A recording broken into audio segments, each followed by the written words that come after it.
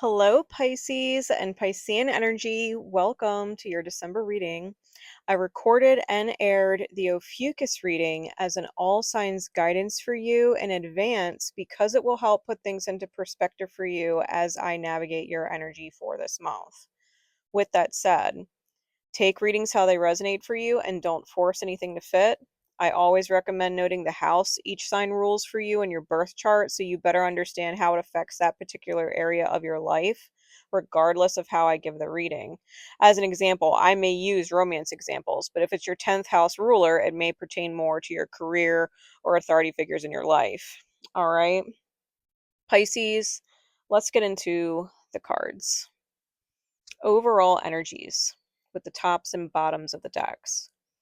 The overall energy talks about a choice you're making with this particular version of the Lover's card, where your masculine energy is in its light, but your feminine is in shadow, where you are taking all the highly aligned actions with a person or situation that is in misalignment to you.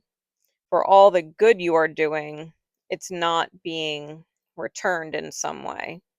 In some cases where people may be learning to stand their ground and maintain sovereignty or autonomy, you may be taking highly aligned actions, drawing lines of, separation and boundaries, but against your intuition, with someone who is actually in alignment with what you want to receive. Keeping them out, it may actually become a source of regret in hindsight.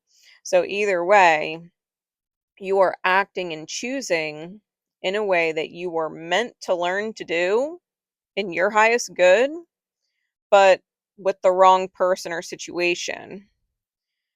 The White Witch version of the High Priestess card. Think of Glinda from The Wizard of Oz. Okay. Glinda, the Good Witch of the South. Their special brand of magic is angelic in frequency and helps others escape the state of being forever asleep, helps them to return home, quote unquote, to their true selves, in full gratitude of life. They rescue those who have lost their way in the nightmare of the dark night.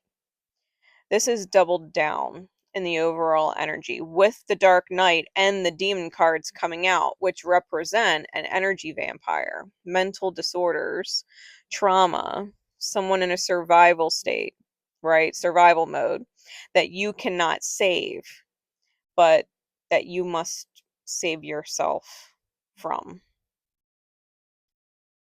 It talks about functioning from a wounded ego, outdated beliefs about the self, ignoring the intuition, and blindly walking through the dark with your demons as you learn to self master. I'd bet that in December, you are taking a leap of faith on self sacrifice to try and save another that you can't save. It's not your synastry with them. They are the manifestation of your demons, no matter how much you care about them, no matter how much you'd be willing to sacrifice yourself for them. They may be perfectly aligned elsewhere and be completely different in a synastry with someone else, but with you, they are your black hole, the trap that drains you of all your light and leaves you broken and stretched beyond what should be humanly possible to endure. This person was never meant to heal into the best version of themselves with you. It is more likely that they are meant to find that version of themselves that you see with wherever they end up after you let them go. Their only purpose in your life was to show you what your highest masculine energy looks like, and that you can apply that highest energy with the right or highly aligned person who is meant for you. You are healing your own demons in December. The ones that love being in this beautiful, light masculine energy, but don't feel deserving of receiving it. And it's brutal to do to the self. Right energy, wrong person. It can happen with any kind of connection, but is very well known to happen in twin flame dynamics, where the high masculine counterpart, regardless of gender, creates the best environment and energy space for their twin, the feminine, the receiver of the high energy, to feel loved in. But they're met with severe rejection or severe mistreatment, like narcissistic abuse. Instead, only for them to turn around to a karmic and pour all the best love and energy they have onto the karmic, while the karmic doesn't love or value them at all the way their high masculine twin did. It's very frustrating. However, that is what this energy is like. Someone always seemingly a step ahead, and the other always seemingly a step behind. Usually, by the time the shadow feminine counterpart realizes it, they are locked into a marriage, financial ties, or have children binding them to the karmic. Or the high masculine counterpart has moved on to a new highly aligned partner or path that they finally healed into feeling deserving of and are no longer guided to be with the previous feminine counterpart. Usually because, the feminine counterpart still has healing to do, including truly freeing themselves up from their karmic and the wounds that bound them together. It's a divinely timed process designed for high lessons of healing, for old souls doing the work, the deep work within the greater collective whole. Whoever I'm talking to right now with this reading, they are in the high masculine energy with a toxic feminine energy who is astrologically designed to take from them, not reciprocate, regardless of dynamic, whether it's romantic, family, friends, work, or otherwise. I personally had this dynamic with my previous employer where I poured myself out for it. They drained the crap out of me. I left, and who they were slighting me for, who they were favoring, has since run the store into the ground, and they miss me now and wish I would come back. I literally just got word from them yesterday. Yesterday. I've had this happen in romantic relationship dynamics that I've been on both sides of. So take it as it resonates, this read. That's the overall energy. Okay? As we get into the rest of the spread, the theme cards show the Fool out a second time in the Jester or Loki energy, that version of the card. It comes out with the keyhole. And the keyhole is seeing the open heart chakra of self love and harmony on the other side of a closed door. It's wanting to be free of lovelessness and having faith that you can get it.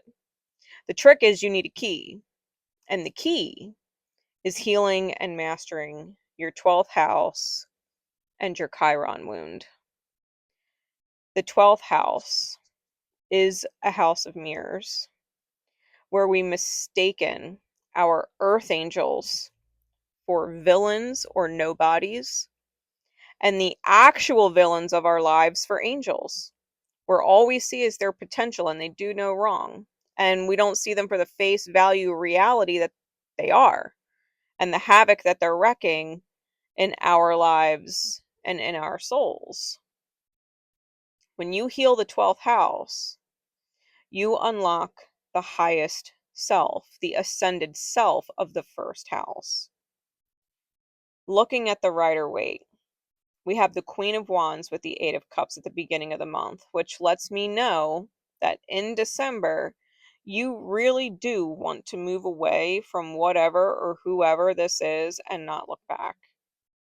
This seals in a commitment to your inner child with the Three of Pentacles and the Sun card. A promise or vow you make to never lose yourself like this again. And by the end of the month, you may have a choice to make regarding a soulmate you feel you've known from past lives.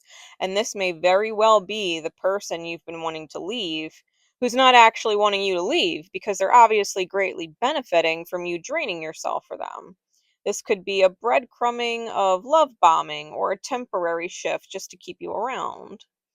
It could also be a completely new version of a person you used to know that's elevated or grown, or a new person altogether that just feels more comfortable or familiar or better aligned with you in some way, if not both situations. Okay? So listen to your intuition, Pisces. Trust what you are feeling, not what you are hoping for. We don't fingers cross for potential here. People either show you or they don't. And when they don't, it's time to move on. Those who are meant for you will stay present and continue to show up fully with their best version. Those not in alignment will always end up looking elsewhere or fade away. With your ruling planet being Neptune, this may be especially significant. If Mercury, Neptune, Uranus, or the Sun are aspecting your natal Neptune exact this month, or your natal Mercury, Neptune, Uranus, or Sun are aspecting exact with the current Neptune or any of those planets as they move through their transits in some way. You may also have other significant placements, especially your big three, Sun, Moon, Rising, in the signs of Aries, Gemini, Aquarius, or Leo, in addition to your Aquarian energy. Or have your Mercury, Neptune, Uranus, or the Sun in Pisces, or one of those signs. This may be especially significant if you are having transits aspecting your Chiron placement or have planets traveling through your 12th house. Pisces, I do hope this message helped, especially in regard to the house that Pisces rules for you. Much love to you always. Stay blessed. And always remember, you are the creative genius of the divine, the imagination made manifest, and the beauty behind the undoing. Cheers, Pisces. I do hope you have a wonderful holiday season this month. Until we next meet, take care.